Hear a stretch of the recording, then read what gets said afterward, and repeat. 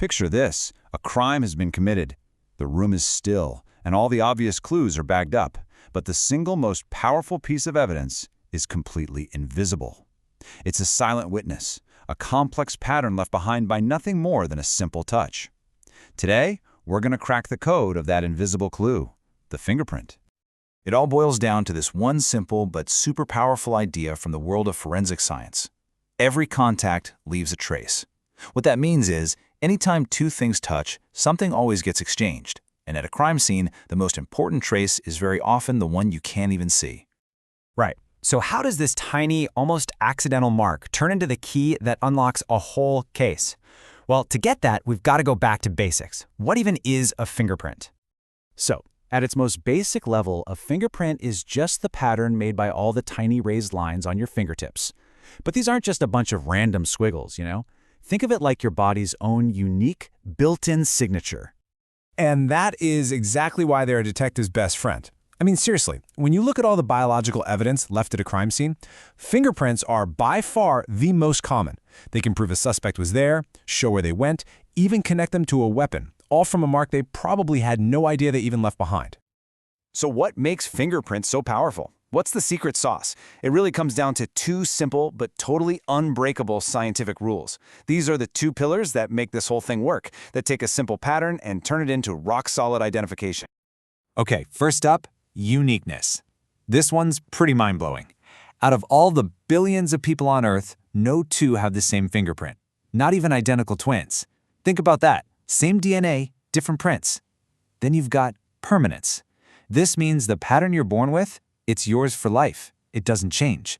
It's that one-two punch of being totally unique and never changing that makes them such powerful evidence.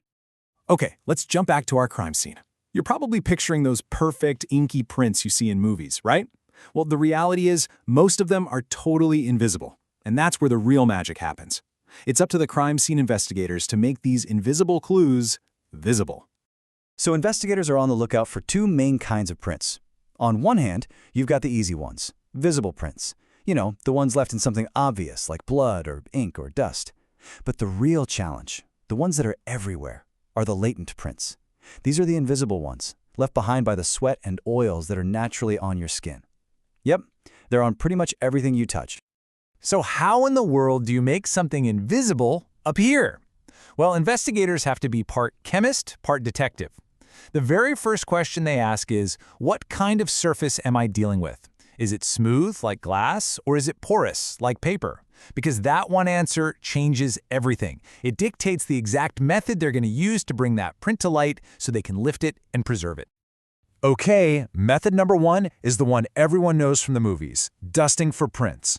This is the go-to for smooth, non-porous surfaces. Think glass, shiny metal, that kind of thing. They just gently brush on this superfine powder and it sticks to the moisture and oils in the print. And just like that, the hidden pattern pops right out. But what if you're dealing with something like paper or cardboard? Powder is useless there, it'll just make a mess.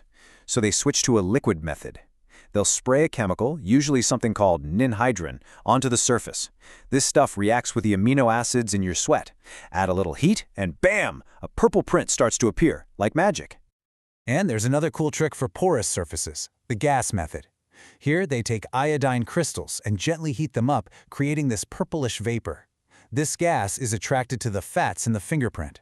So they expose the paper to these fumes, and slowly, a brownish-yellow print develops. It's kind of like watching an old Polaroid picture come to life. All right, we've got our print. It's been lifted, it's been preserved, but right now, it's just a bunch of lines on a piece of tape. The big question is, who does it belong to? And this is where the real search begins. You can't just compare one print to millions of others randomly. That would take forever. So the first thing they do is classify it. Turns out, almost every single fingerprint falls into one of three main categories: loops, whorls, or arches. By figuring out which bucket it belongs in, they can massively narrow down the search. And to find a match, you need something to match it against. This is where a huge database is absolutely critical. Take South Korea, for instance. It's law there that every citizen over 17 gets their fingerprints registered. Just think about what that means for solving crimes. If a print is found, and the person is in that system, the chances of getting a match are incredibly high. Now, obviously, no one is sitting there flipping through millions of fingerprint cards by hand. That would be impossible. That's where technology comes in, specifically a system called AFIS. It's basically a high-speed computer system that scans the print from the crime scene, analyzes all its unique little details, and then blazes through the entire digital database looking for a match. It can do in minutes what used to be a lifetime's work. But this amazing tech didn't just pop up out of nowhere, right? It was built on the work of some seriously smart pioneers, people who looked at our fingertips over 100 years ago and saw something incredibly powerful. So let's take a quick trip back in time. It kind of started in 1858 with a guy named William Herschel.